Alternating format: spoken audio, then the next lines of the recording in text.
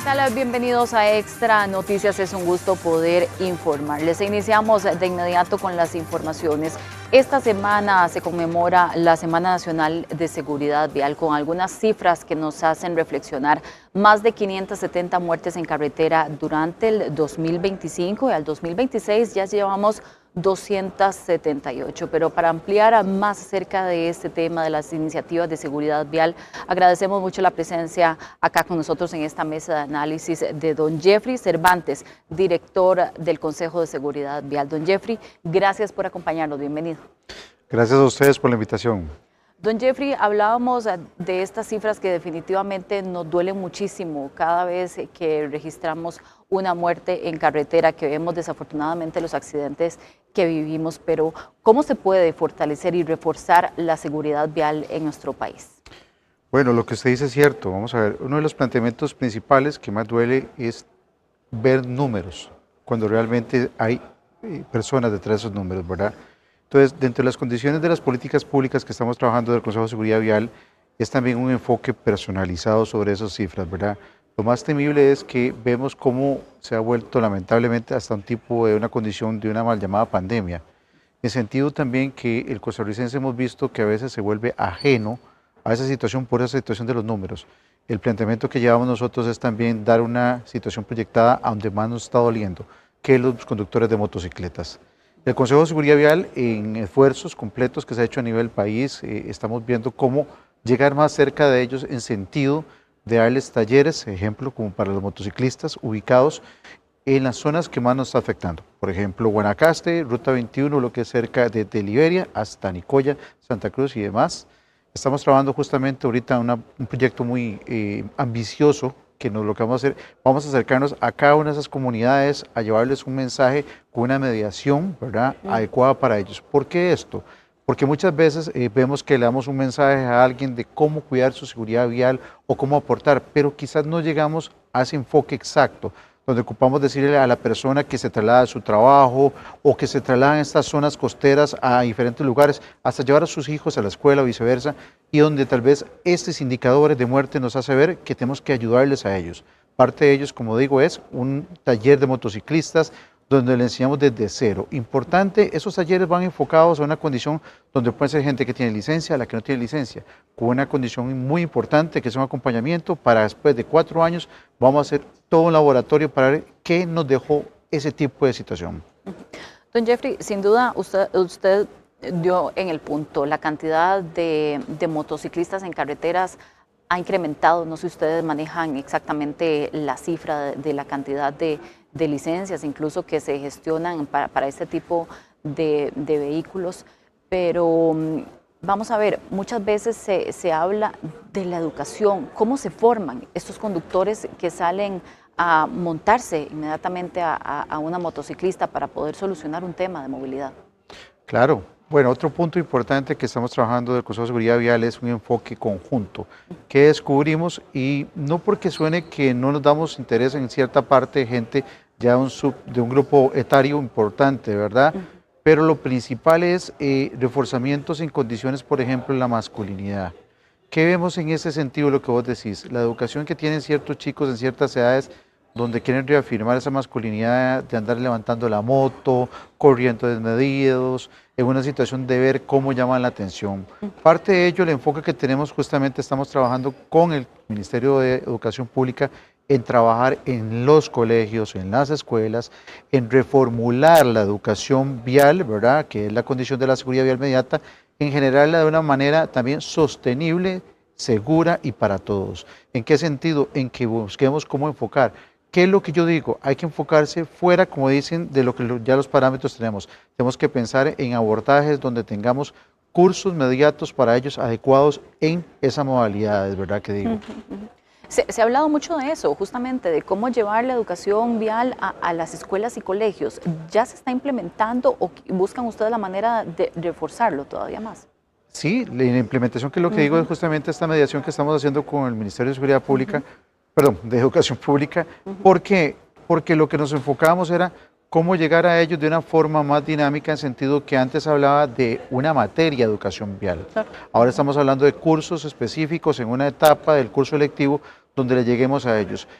Vamos a ver un poquito rápidamente que la finalidad es instruirlos en primero, segundo y tercer ciclo de una forma donde la mediación sea para niños, enseñándole que el medio vial donde ellos se mueven sea adecuado con ellos, parques viales infantiles adecuados a ellos, con un avance para los chicos ya digamos que enfrentan de hasta sexto o quinto grado de escuela, con una mediatez al colegio para después enfocarlos a un acompañamiento para que hagan la prueba de manejo, ¿verdad? Con un curso ahora sí que va por la parte de lo que es la Dirección de Educación Vial, enfocado a una situación donde le vamos dando un seguimiento. ¿Qué le vamos a ir dando? Acompañamientos en diferentes etapas.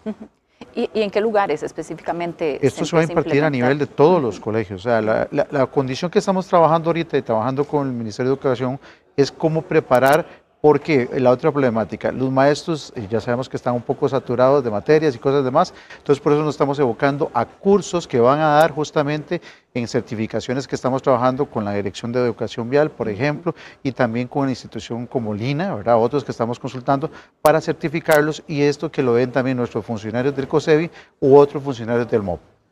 Justamente, don Jeffrey, vamos a repasar algunas de las cifras que comentábamos al inicio para ver cómo se refleja, cuál es este comportamiento que se está dando específicamente de las muertes en carretera. Y ahí tenemos estas cifras que son para el 2026 del Ministerio de Obras Públicas y Transportes, y vemos por ahí el promedio, ¿verdad? 48, 60 es la cantidad de muertes que se registran en carretera. Afortunadamente este mes de mayo que pasó se ha visto una disminución, y eso creo que cada número es significativo y nos alegra que sea de esa manera, pero aún así son cifras que quisiéramos que no fueran tan altas.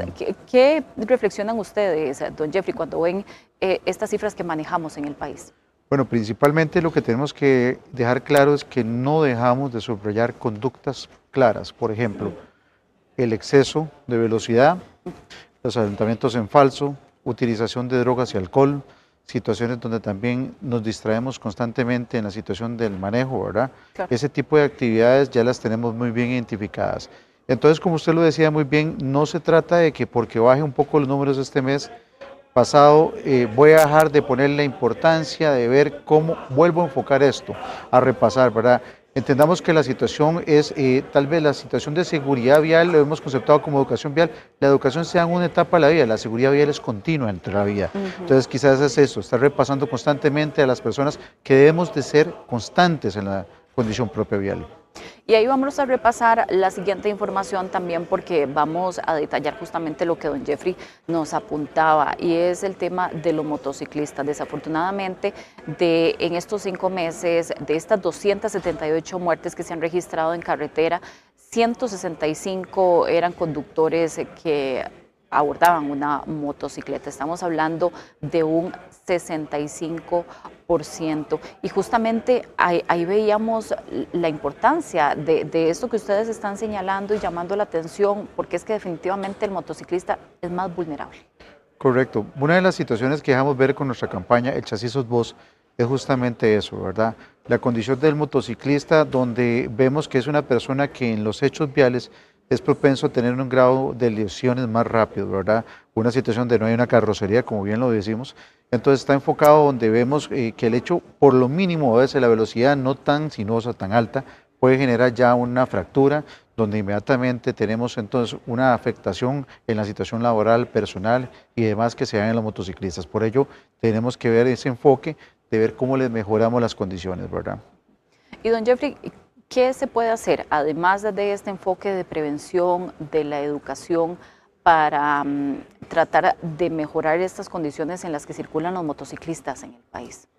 Bueno, parte también de lo que hemos visto muy importante es la condición propia del entorno vial. ¿Qué es lo que pasa? Tal vez en el entorno vial que componemos vemos cómo actualmente la situación de los vehículos compiten con las motocicletas, ¿verdad? Lamentablemente se viene dando una situación donde le hacemos un llamado constante, no circular por la derecha, no utilizar el espaldón, pero más allá de eso lo que también hemos encontrado es esta situación donde hoy en día se ha vuelto una competencia en la vía, ¿verdad? Entonces, esta es la parte que también tenemos que hacer un llamado a la gente que conduce. Somos un entorno social, somos un conjunto social y no por ello podemos ver situaciones que nos dejen salir, por ejemplo, la violencia vial que está afectando actualmente. Vemos cómo las reacciones de que no hay una mediación de parte tal vez con hay que meter importancia con la parte de salud o con la parte nuestra también de educación vial, seguridad vial, en sentido de que la reacción de ciertos conductores a veces es tan violenta que llega a un punto donde hay un accidente o peor, una pérdida de una vida, ¿verdad? Las agresiones. Don Jeffrey, hace algunos días también aquí en nuestro noticiero incluso reflejábamos una preocupación de parte del Hospital Nacional de Niños por los accidentes que tienen los menores que andan en moto con sus padres, quemaduras incluso con la mufla, y los médicos señalaban, ¿verdad?, la importancia de poder regular esto. ¿Lo han revisado ustedes? ¿Cuál es un poco la legislación o la regulación para evitar que los menores se sometan a este riesgo al andar en motocicleta? Bueno, voy a dejar claro que Costa Rica tiene un número muy bueno en cuanto a la fatalidad y accidentabilidad de menores, son 1.6 a nivel de todos los accidentes. Sin embargo, como usted lo cita, ¿qué es lo más idóneo? Hacerle ver, porque es difícil a veces entender un entorno vial donde tenemos ejemplo, vamos a poner una cita de algún lugar rural. ¿Qué es lo que pasa? El padre solo tiene la motocicleta para trasladar al niño. Entonces, ¿qué es el refuerzo que le hacemos mucho también a nivel de las escuelas, los centros también que están ahí de población? Siempre llegamos con mensaje, decirle al papá, siempre recuerde que el niño está en su responsabilidad. Cuídelo, ya sea que le ponga su casco, sus cuestiones reflectivas, hacer campañas claras de lo que usted decía. Ejemplo, a veces vemos cómo en zonas rurales los chicos andan en sandalias. Entonces, la moto inmediatamente con sus escapes los quema, lesiones en accidentes. Entonces, recordarles siempre que tanto los ocupantes como el conductor deben de ir vestidos de una forma que le proteja. Esta situación con los chicos aún más, porque recordemos que ahí está el futuro nuestro.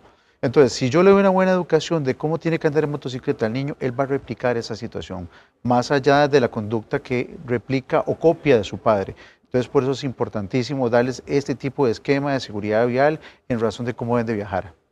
Don Jeffrey, vamos a compartir también con ustedes, con nuestros amigos televidentes, algunas reacciones que consultamos acerca de motociclistas y de las conductas que ellos ven también, además de esta dinámica entre conductores de vehículos y motociclistas. Vamos a escuchar cuáles fueron algunas de estas.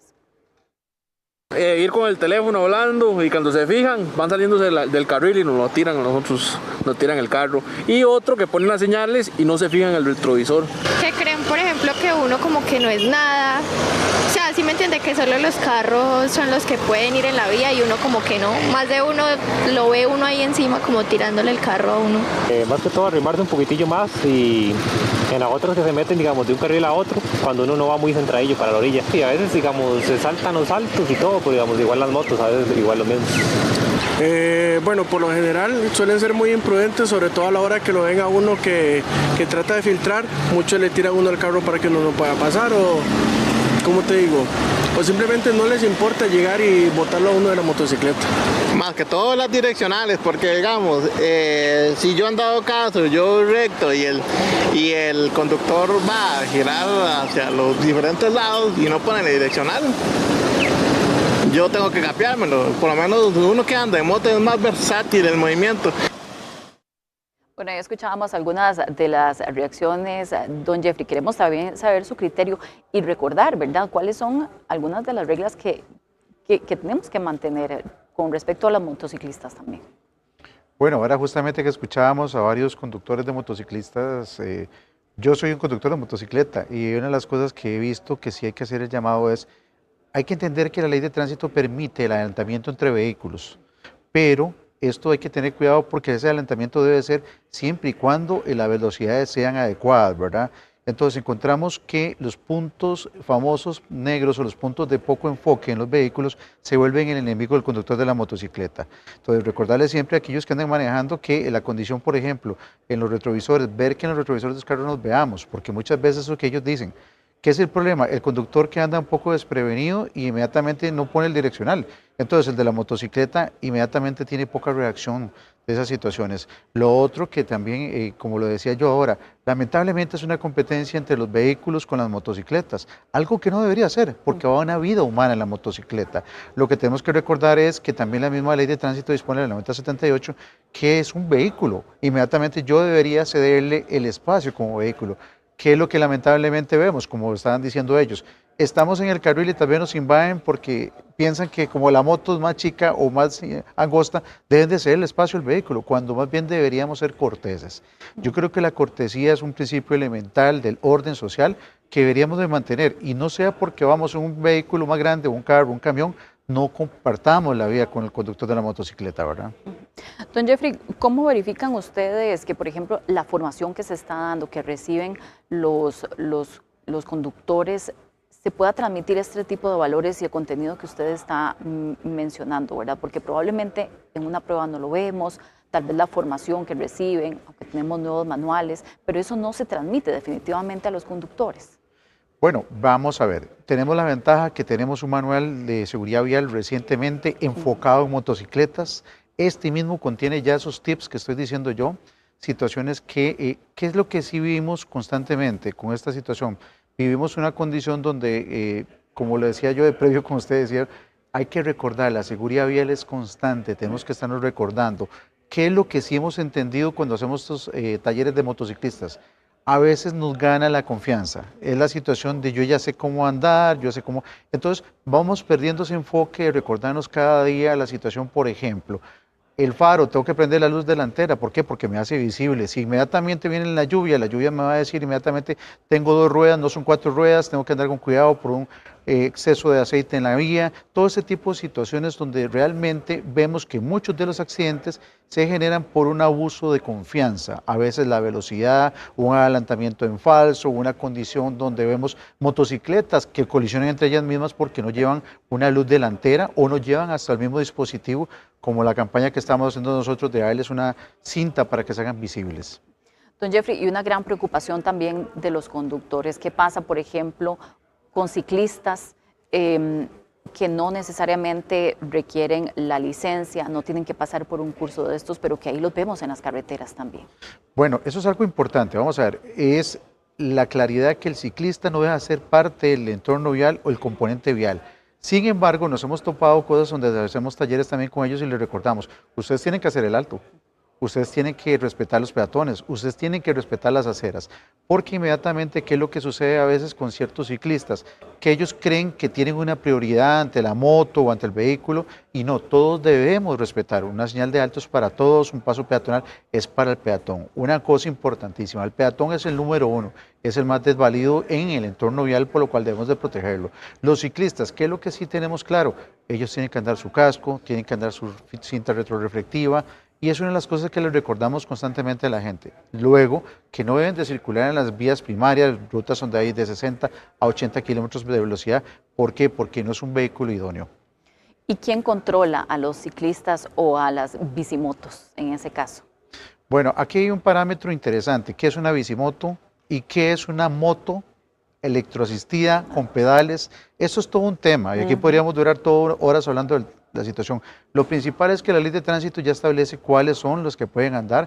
Si tenemos una bicimoto, tiene placa, como tal está debidamente registrada en el registro de la propiedad y tiene también un pago de un marchamo, Badeca y todo lo demás. Una bicicleta no. Como tal, entonces, si enfocamos en una situación práctica, las bicicletas no pueden andar en lugares donde existen las motos y la bicimoto sí puede andar en otros lugares. Entonces, ¿qué es lo que debemos ver? Un enfoque a lo próximo que pueda venir por parte del COSEBI y Policía de Tránsito y el Ministerio, es dar un enfoque de sensibilización a esa población que tal vez anda ahí todavía dando vueltas en una maraña de condiciones donde lamentablemente los vendedores a veces juegan un papel muy poco afable. ¿Por qué? Porque le dicen a usted, tenga, llévese esta bici y no tiene que usar licencia, cuando realmente no le están diciendo la realidad que corre, porque son bicicletas de impulso que tienen una alta velocidad. Entonces les engañan diciéndole que pueden circular libremente, cuando no lo es así, ¿verdad? Y además las vemos muchas veces con carga, ¿verdad? Porque los utilizan para estos servicios de plataformas, de entregas, es un riesgo. Claro, por eso es el proceso que viene, estoy adelantándome un poco de lo que tenemos como una política pública, es la sensibilización, porque yo no voy a ir detrás del ejemplo que hace el delivery, como dice usted, a decirle no trabaje, le voy a decir dónde puede trabajar, porque la idea del COSEBI es decirle cómo hacerse seguro. ¿Por qué? Porque la condición es que esa bicicleta tiene derecho también como parte del entorno vial a circular.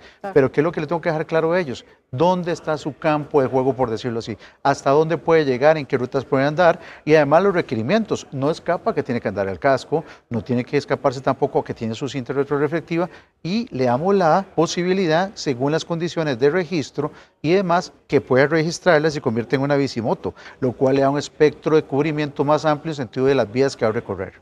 Que además es por su misma seguridad. Claro que sí, porque vea, vamos a hablar rápidamente para no abarcar mucho tiempo. Una de las problemáticas que tenemos, la situación de accidentabilidad de ellos. Como no tienen un seguro, el SOA no los protege y termina recargándose al vehículo con el que tienen el hecho vial. Entonces, una de las cosas importantes que tenemos que decir claramente es que se nos están abarrotando los hospitales. El mismo INS justamente nos ha dicho ya que ya está en un punto donde la cantidad de accidentes por traumatismos serios ha crecido desmedidamente. Y los hospitales, ni qué decirlo, en la parte también de la parte de traumatología, en la parte también de situaciones que tienen que estar en salas de operación y demás, por este tipo de situaciones donde ese tipo de vehículo lamentablemente ha crecido también en accidentes. Y ya escuchamos la parte de los motociclistas, lo que ellos nos indicaban, los errores que ven y también cuáles son las imprudencias en algunos conductores, pero vamos a escuchar también la contraparte de los vehículos, los conductores de vehículos. Ellos nos dicen cuáles son esas conductas que ellos ven en los motociclistas y que consideran peligrosas. Ya y se le meten a uno por la tapa, por el frente, por todo lado. O sea, la imprudencia más grande es y se meten así en solo tiro y es cuando uno tiene que quitarse el tiro porque si no, imagínense ya. También soy motociclista, a veces cuando pasamos en medio de los carros no tenemos mucho cuidado con eso, pero también los conductores no nos ayudan, a veces a ellos no les gusta y nos cierran el paso. Yo creo que hay más motos que gente, entonces lo que tiene que uno tener cuidado como conductor. Tener cuidado y si choca uno ya verá las consecuencias, pero sí afecta mucho. Adelantar por el lado derecho, eso es lo que hacen a veces, sí. Todos los días me enfrento a que se meten donde no deberían de meterse, o incluso algo que vivo mucho es que insultan demasiado, o sea, ya no tienen como el respeto que tenían antes de ver que uno es mujer, ¿verdad? Y tratarlo tal vez mejor, ¿no? Ahora ya insultan muchísimo. Es que es algo mutuo, o sea, tanto la persona que anda en vehículo de cuatro ruedas no respeta al motociclista, el motociclista no respeta al vehículo de cuatro ruedas. Sí que es cierto que hay atarantados por ambos lados, entonces uno culpa al otro y el otro culpa. Entonces, así es como algo mutuo.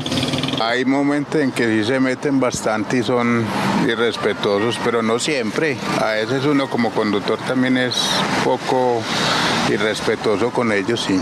Ellos son muy impulsivos, hay veces. Hay unos que son inexpertos. Se le mete a uno por el centro, se le meten por la izquierda, se le ponen por la derecha y si uno les dice algo es un pleito, ¿verdad? Don Jeffrey, bueno, ya escuchábamos que se meten por todo lado, dicen los conductores, y además adelantar por la derecha. ¿Qué tenemos que aprender acerca de esto? Bueno, justamente ahora lo decía yo, las situaciones que ya tenemos bien identificadas. El adelantamiento por la derecha, ya lo decían los mismos conductores. La otra situación, la maniobra entre vehículos, que es también lo que señalaba yo. ¿Qué tenemos que acordarnos como conductores de motocicletas? No irrumpir sin usar las luces, ¿verdad?, direccionales, porque eso es uno de los principales procesos que hay ya determinados, que es inmediatamente un accidente. Casi que si vos no pones las luces, inmediatamente haces un corte, como dicen ellos, te va a llevar a un accidente. La otra situación que decían ellos que hay que tener mucho cuidado, la violencia. Si usted puso atención, lo que ellos decían es que se ha vuelto un gremio violento.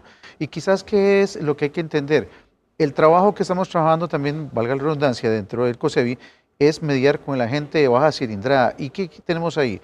El que trabaja con la motocicleta, el del repartidor, el mensajero, y qué es lo que le decimos muchas veces a ellos. Muchachos, entiendan, son minutos, son segundos, pero esos minutos y segundos son su vida. También entender eso, que a veces es esa carrera por llegar más rápido, y si usted ve las motocicletas es muy normal que a la hora de llegar a un semáforo todos quieren adelantar y irse adelante. Está bien, ¿por qué? Porque a veces les da visibilidad, pero también vemos que en ese afán se meten por cualquier lado, como decía un señor, le salen por el medio, le salen por un lado. Esa es la parte que de la seguridad vial cuando hacemos los talleres, les recordamos a ellos, siempre pueden adelantar, siempre por el lado izquierdo, pero por el lado derecho no. Don Jeffrey, y lo veíamos definitivamente en imágenes, el uso del celular. ¿Cómo hacemos para persuadir a los conductores de que no se debe utilizar el celular manejando? Bueno, parte del esfuerzo es, efectivamente, radica mucho en la policía de tránsito. Una de las cosas que se está haciendo desde el gobierno y desde el Ministerio de los Públicos y Transportes es no quitar de la idea de que tenemos que crecer con la policía de tránsito. Lamentablemente el costarricense no es el más afable para decirle, mire, vamos a poner una fotomulta, vamos a poner esto, aunque sí se está trabajando en fotomultas, la idea es esa, pero también porque cuando se ve el policía de tránsito inmediatamente es una reacción que la persona hace. ¿Por qué?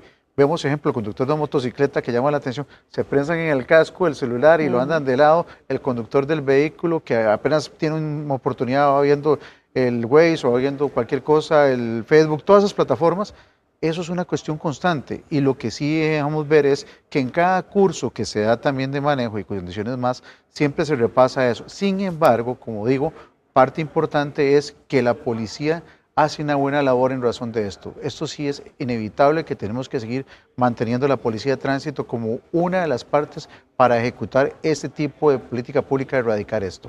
Lamentablemente nos faltan y se nos quedan cortos los oficiales de tránsito. Así es, pero estamos creciendo, vamos poco a poco, hace poco se contrataron 100, estamos trabajando con 100 más que van a salir pronto de la Dirección de Tránsito y estamos con un compromiso con el gobierno para ver si podemos seguir creciendo, profesionalizando. El COSEBI más bien pronto va a tener noticias buenas de la forma de profesionalización que le vamos a dar aquí a la Policía de Tránsito con las demás policías hasta a nivel internacional. ¿Por qué? Porque lo importante es darles ese apoyo. Y vamos a repasar también otros datos, don Jeffrey, que nos llaman mucho la atención y yo creo que nos reafirman mucho eso que usted menciona del comportamiento de los conductores. ¿Cuáles son esas principales sanciones? Y aquí tenemos algunos datos recientes que nos ha brindado el Ministerio de Obras Públicas y Transportes, y es la invasión de carril contrario. Y aquí me llama muchísimo la atención. Quisiera conocer también su criterio, porque aquí vemos que estas boletas han aumentado en estos meses del año que llevamos un 53%, pero es que cuando hablamos de invasión del carril contrario, es que es una conducta que incluso conscientemente hace el conductor sabiendo el riesgo al que se expone. ¿Qué nos dice esto de esta conducta que vemos en carreteras? Esto es lo que nos apunta rápidamente, es una condición muy tica, y lo voy a decir claro, y ya todo el mundo lo conoce, pero es el a mí no me va a pasar. Justamente ese es el propulsor inmediato que en segundos me dice a mí que yo puedo adelantar, como usted lo bien lo señaló, sabiendo primero que estoy contraviniendo la ley, segundo que pongo en riesgo mi vida, pero a mí no me va a pasar nada.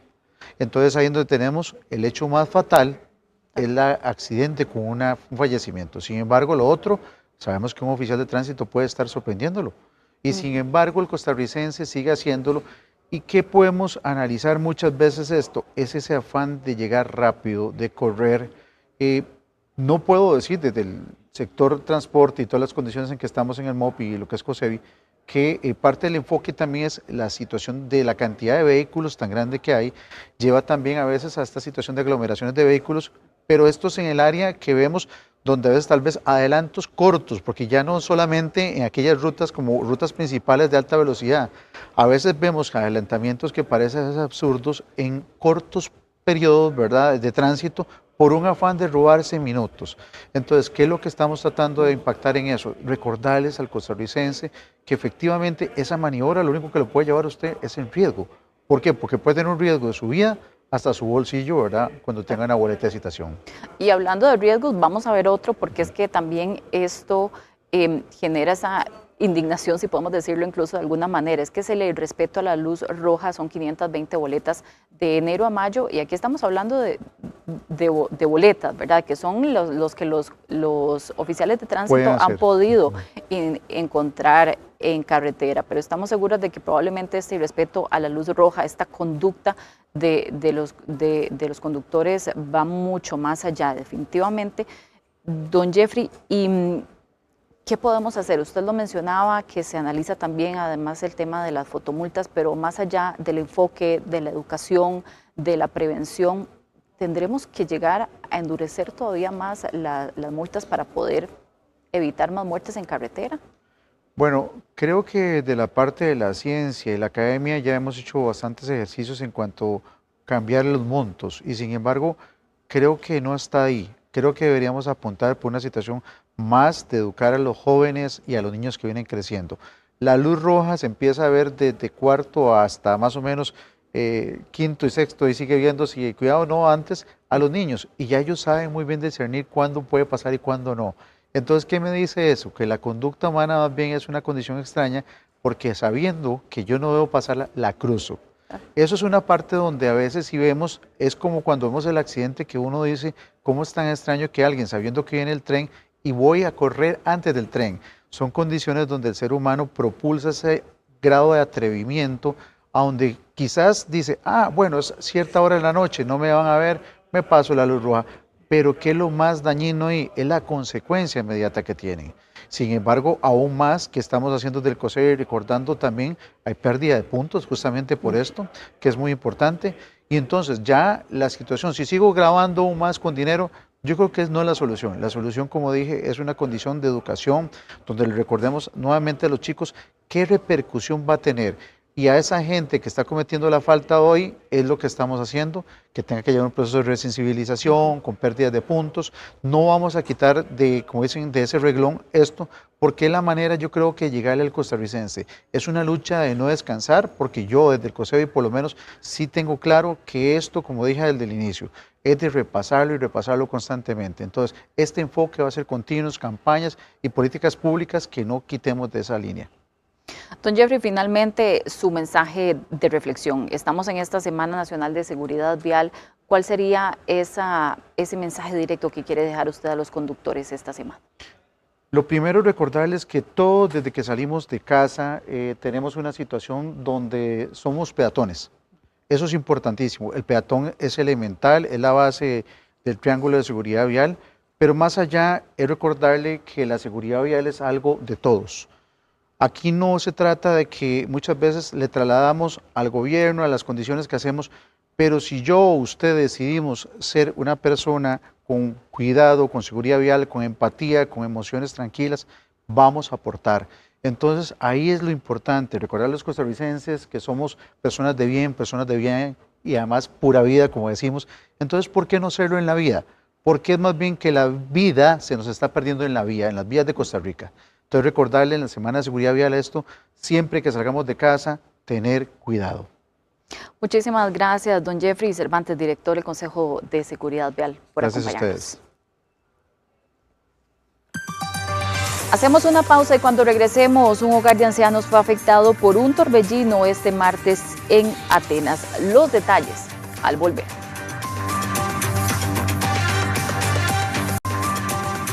La presidenta de la República, Laura Fernández, firmó una directriz del Ministerio de Planificación Nacional y Política Económica, Mideplan, que ordena una semana de vacaciones colectivas para todo el sector público. De acuerdo con el comunicado, la medida será vigente del 6 al 10 de julio y busca reducir los miles de días de descanso que acumulan los servidores públicos.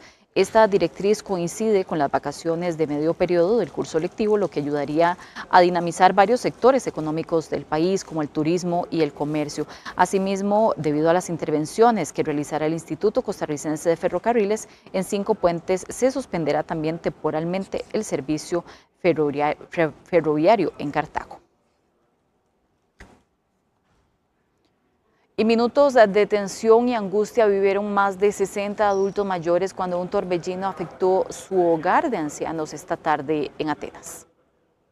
Así quedó el techo del hogar de ancianos Hortensia Rodríguez, ubicado en el cantón de Atenas. El incidente ocurrió minutos antes de las 2 de la tarde, producto de los fuertes vientos y lluvias por el paso de la onda tropical número 12 en el país. Estamos pasando un momento muy difícil, nadie se lo esperaba, es algo que nos toma realmente por sorpresa y que nos pone a correr en riesgo, o sea, con mucha necesidad de restaurar en el menor tiempo posible. Tenemos mucha población que requiere, que urge que esto esté funcionando correctamente. Los cuerpos de socorro no reportaron personas heridas por este incidente. A nuestra llegada nos encontramos desprendimiento en su techo de un 70%. Dichosamente solo daños materiales, no hay adultos mayores afectados. Grupo Extra se hizo presente al lugar y conversó con algunos adultos mayores que vivieron esta situación. Eso fue fatal, todas las personas mayores de edad, algunos no, los que caminamos tal vez no, pero las que están en silla de ruedas se atemorizaron mucho, pobrecitos. Siempre rezo el Salmo 90, bueno, los evangelios, siempre oigo a Radio María, y estaba ahí, y llegó Carmen y me dice, vámonos, ya me fui por ser obediente, pero yo sé y creo y así es, y lo digo aquí donde quiera, Dios está con todos nosotros, si tenemos confianza, Él no los va a abandonar. El comité de emergencia también llegó hasta la zona para ayudar al centro debido a las afectaciones. Y en distintas localidades se reportan daños provocados por las afectaciones de la onda tropical número 12 en el país. Las autoridades piden precaución ante el aumento de las lluvias en las próximas horas. Una familia de la comunidad de Pandora Oeste, en Valle de la Estrella, en Limón, sufrió la caída de un árbol sobre su vivienda. El hecho no provocó heridos, solo daños materiales, pero que afectaron parcialmente la estructura. Esta es una de las afectaciones provocadas por el ingreso de la onda tropical número 2 al país. La disminución de los vientos en la cuenca del Mar Caribe, la zona de convergencia intertropical activa al sur de la región y la inestabilidad por el paso de la onda número 12 hacia el final de este día martes estaría presente. La Comisión Nacional de Emergencia señaló que se han registrado afectaciones en el Caribe Sur, Península de Osa, Quepos, Parrita y Cóbano. La tormenta tropical llegaría hacia el final del día, intensificándose las lluvias a lo largo de la costa del Pacífico. Hacia el periodo vespertino se presentarán aguaceros localizados en las partes montañosas del oeste del Caribe y de la zona norte. Además, el Pacífico Central y el Pacífico Sur experimentarán aguaceros dispersos acompañados de tormenta eléctrica. Misma condición que se presentará en sectores de la península de Nicoya y sectores del este del Golfo de Nicoya. Finalmente, la escuela de Santa Teresa de Cóbano también fue afectada por el agua que ingresaba a las instalaciones debido a las lluvias de esta tarde. Y las llantas son la parte del vehículo que debe estar en óptimo estado con la llegada de la época lluviosa. El desgaste y presión influyen en la adherencia y seguridad del vehículo en la carretera mojada. El desgaste y la presión de las llantas influyen en la adherencia y seguridad del vehículo en la carretera mojada. Este es uno de los elementos de seguridad más relevantes durante la temporada lluviosa característica en nuestro país. Durante los meses de mayor precipitación, el estado de las llantas juega un papel fundamental para mantener la tracción, el control y la estabilidad del vehículo. El papel que juegan las llantas en época de lluvia es muy importante, porque las llantas son el único contacto que tenemos entre el vehículo y el suelo, y es el que nos permite pasar la potencia del motor para avanzar. Existen medidas que ayudan a disminuir el riesgo de incidentes durante la carretera, como reducir la velocidad, mantener distancia entre vehículos, evitar frenazos y revisar el estado de las llantas constantemente. Verificar regularmente la profundidad de la banda de rodadura, mantener siempre la presión recomendada y revisar la llanta si existe algún tipo de cortes, grietas o deformaciones. Todo esto en este caso nos va a ayudar obviamente a tener un mejor nivel de frenado. Cuando la calle está mojada, se le recomienda a los conductores retirar suavemente el pie del acelerador para no frenar bruscamente y así evitar accidentes en la carretera. En otras informaciones, hoy se concretó el primer encuentro entre diputados oficialistas y Orlando Aguirre, presidente de la Corte Suprema de Justicia. Por medio del diálogo esperan generar acuerdos sobre temas de seguridad entre ambos poderes de la República. Yo no le puedo decir que salimos mal, que salimos bien, que hubo un proceso grosero de negociación. Así calificó la presidenta de la Asamblea Legislativa, Yara Jiménez, su reunión con el presidente magistrado de la Corte Suprema de Justicia, Orlando Aguirre. El encuentro se dio a las 11 de la mañana de este martes en el despacho de la Presidencia del Congreso. Con una duración superior a la hora, Aguirre habló de la solicitud express que le hizo a los diputados. Se abordó la necesidad de hacer alguna reforma al proceso penal con el fin de hacerlo más célere, más simple, de tal manera que las penas que están contempladas en el derecho sustantivo puedan aplicarse en forma eficaz. Jiménez calificó de interesante el encuentro. Hubo una negociación interesante, sin embargo, pues sí, no logramos todavía tener certeza de que ellos van a hacer lo que nosotros requerimos o nosotros también echar atrás a lo que nosotros también ya hemos propuesto. Nosotros estamos firmes con nuestras propuestas, estamos firmes con que se requiere un cambio. De la sesión participaron los diputados Nogui Acosta como jefe de fracción, Marta Esquivel y Gonzalo Ramírez. La falta de permisos municipales en las construcciones le dejó pérdidas millonarias a los gobiernos locales, así como gran cantidad de riesgos a los usuarios. Ya sea por desconocimiento, pereza o hasta por ahorrarse unos colones, un 20% de las construcciones nacionales se realizan sin los respectivos trámites municipales. Así lo demuestra el reciente informe del Colegio Federado de Ingenieros y Arquitectos, donde se señala que el país perdió más de 580 millones de colones por el no pago de estos trámites. Entre los cantones más afectados se encuentran San Carlos, Poás, San José, Guatuso y Pérez Celedón. Comparado con 2024, sí tenemos un resultado mejor, pero eso no quiere decir que se haya eliminado lo que es una obra sin permiso municipal. Siempre mantenemos rangos bastante elevados. Eso siempre es un llamado a la ciudadanía a saber de que las obras que se realizan deben de contar con una supervisión de un profesional, ingeniero o arquitecto. Además, los expertos señalaron que los permisos municipales son un aval de seguridad para las personas. Una sala de 3x3, que es la mayoría de las salas promedio que podemos tener en el país, con una mala instalación eléctrica que fue hecha sin un profesional responsable, cuando se detona una llama, eso se consume totalmente en 2 minutos y medio, 3 minutos. Y por más eficiente que sean los cuerpos de bomberos y los cuerpos de atención, pues son súper eficientes. No llega a controlar, sino llega a evitar que se expanda. Entre las recomendaciones se encuentra que las municipalidades fortalezcan las oficinas a cargo de los controles de construcción. La presidenta Laura Fernández propuso cambios en la hoja de delincuencia. Actualmente, tras una reforma del 2016, los antecedentes se borran a los 5 años de cumplida la condena. La nueva propuesta de la presidenta Fernández establece una diferencia clave. Para buscar empleo, el registro será visible por 15 años, pero para la policía y los jueces el expediente no se borrará nunca, permitiendo conocer la peligrosidad real de un imputado. El proyecto fue entregado a la Asamblea Legislativa para su valoración. Usted no empieza borrón y cuenta nueva. Este es un proyecto sumamente justo, equilibrado, porque le da a quienes enfrentan la delincuencia la herramienta para saber contra quién se están enfrentando.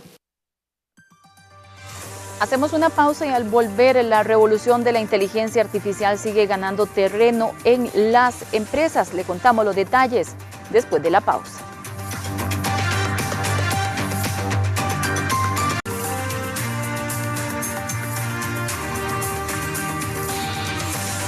Vecinos de Occidente tuvieron una oportunidad para conseguir empleo este martes. Más de 30 empresas ofrecen vacantes en distintas áreas. Personas de diferentes edades participaron en esta feria en Grecia que reclutó personal para zonas francas y también para empresas locales.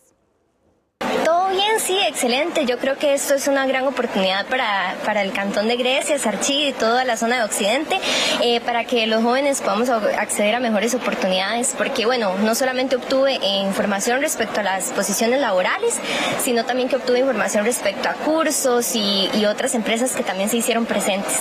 Muy buena información, muy buen recibimiento, muy bonito coordinación, todo muy excelente. Fabiana Hidalgo y Shirley Herrera son tan solo 2 de las cientos de personas que acudieron este martes a la Feria de Empleo Nacional que se realizó en el occidente del país. La actividad se llevó a cabo en la Feria del Agricultor del Cantón Alajuelense y reunió a más de 30 empresas nacionales, transnacionales e incluso zonas francas. Bueno, ha estado bastante lleno, los perfiles de poco a poco se han ido acercando, ¿verdad?, a participar y a preguntar un poquito de las empresas. Hay bastantes empresas, entonces pues también somos bastantes competidores acá en el día de hoy. Dentro de los puestos habilitados en la actividad destacaron operarios de producción, técnicos en mantenimiento, servicio al cliente, entre otros. Para el gobierno local, actividades como estas demuestran el crecimiento económico que ha tenido el cantón en los últimos años. Saber que de aquí todo el talento humano que tiene Grecia, tiene Occidente, puede venir hoy a reclutar y buscar un puesto en todo lo que son zonas francas, el encadenamiento que viene por zonas francas, es una bendición. La feria fue organizada por la Municipalidad de Grecia, el Ministerio de Trabajo y Seguridad Social y la Federación Occidental de Municipalidades. Diversas instituciones hacen un llamado para no discriminar a personas mayores de 50 años que buscan trabajo. A esta población cada vez se le dificulta más conseguir empleo. La empleabilidad para las personas mayores de 50 años suele ser compleja y les lleva más tiempo incorporarse a laborar, a pesar de tener experiencia y conocimientos. Por eso, instituciones piden que no se discrimine a esta población, que aumenta cada vez más en Costa Rica. Se dice que las personas mayores son el talento humano del futuro y esto lo dicen recomendaciones de la Organización Internacional del Trabajo, sobre todo la norma 162, que desde el año 1980 nos está diciendo que tenemos que prever este cambio en el talento humano. Datos del INEC revelan que en el país hay aproximadamente 1.700.000 personas mayores de 45 años, una cifra que podría aportar mucho en materia de trabajo. Este es un momento para que la toma de decisiones de los diferentes sectores de nuestra sociedad ponga los ojos sobre un país que tiene uno de los índices de envejecimiento más altos de toda la región, que va a duplicar la cantidad de adultos mayores de aquí al año 2050, que además esto supone una fuerte presión a nuestro sistema de pensiones. Se estima que para el año 2050, las personas de 65 años representarán casi un 25% del total del país. Y este martes inició el paso regulado en circunvalación en la ruta entre San Pedro y Atillo. La colocación de vigas para el nuevo puente ubicado sobre el río María Aguilar obliga a las autoridades a tener un mejor control de tránsito en la zona. Las intervenciones en esta ruta continúan este miércoles y jueves de 6 de la mañana a 5:30 de la tarde.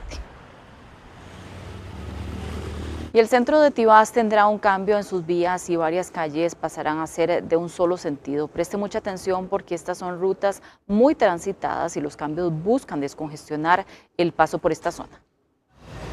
Las modificaciones buscan una mejora en el tránsito vehicular y además con esto esperan reducir accidentes en el casco central. Tome nota porque la calle que está entre el parque y la municipalidad tendrá vía solamente hacia el este, mientras que la calle del costado norte, tal y como se ve acá, irá hacia el oeste.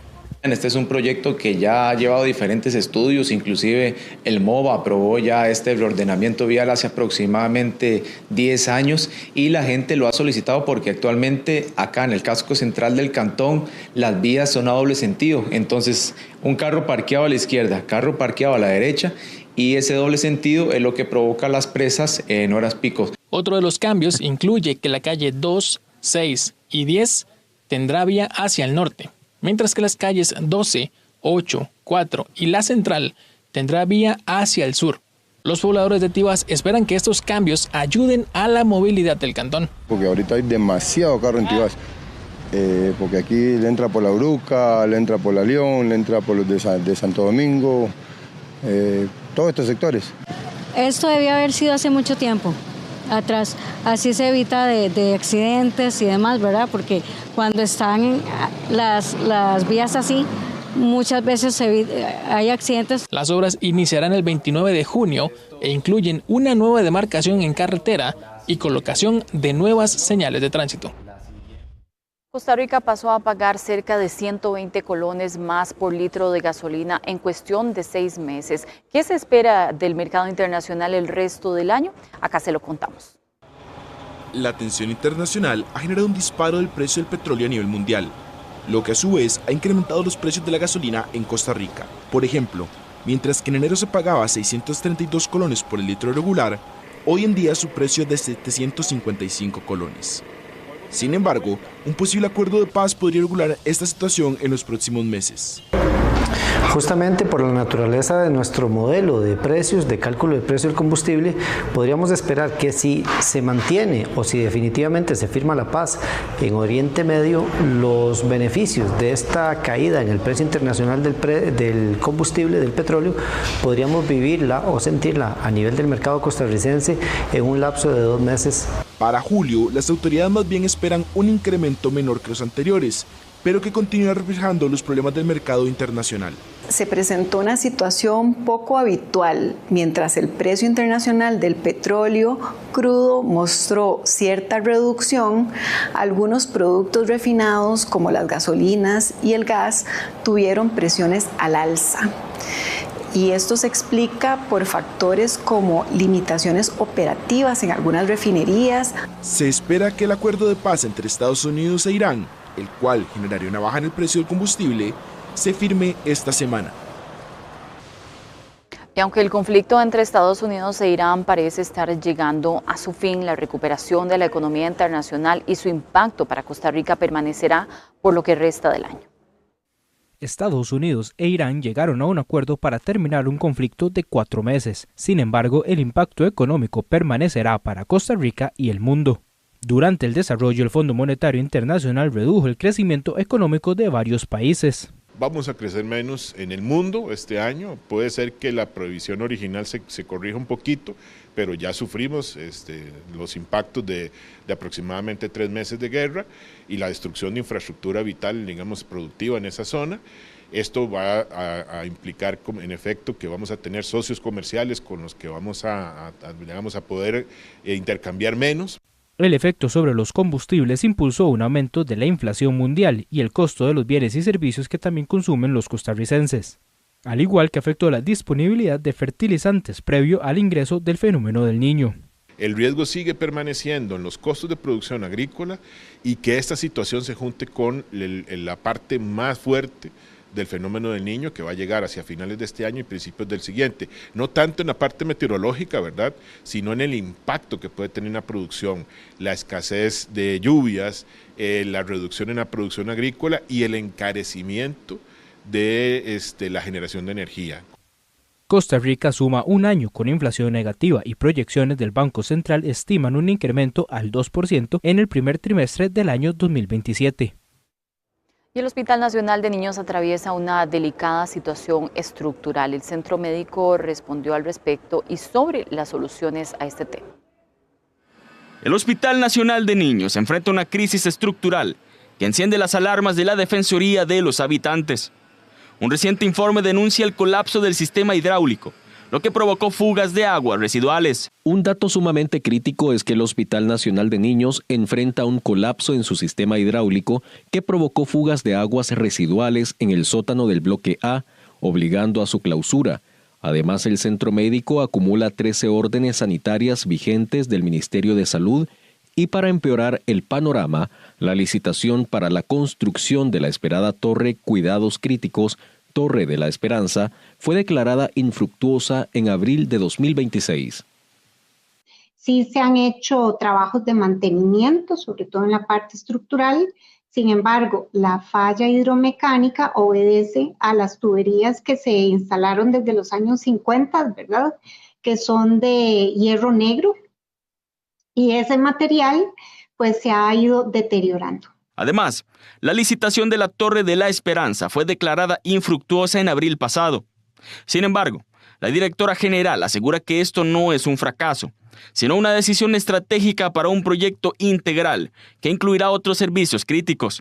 En el transcurso del plan y demás que se hace y licitación para la Torre de Cuidados Críticos, el deterioro del edificio de hospitalización y de las conchitas se hace más notorio. Aunque no existe un plazo estimado para el nuevo proyecto, la dirección sostiene que el retraso dará paso a una mejor solución para la población infantil. Según la Defensoría de los Habitantes, los productores de frijol en nuestro país enfrentan un debilitamiento progresivo, lo que representa una amenaza a la alimentación, el trabajo digno y el desarrollo de las comunidades rurales. La voz de alerta de la Defensoría de los Habitantes surge tras los resultados de la investigación realizada por dicha institución.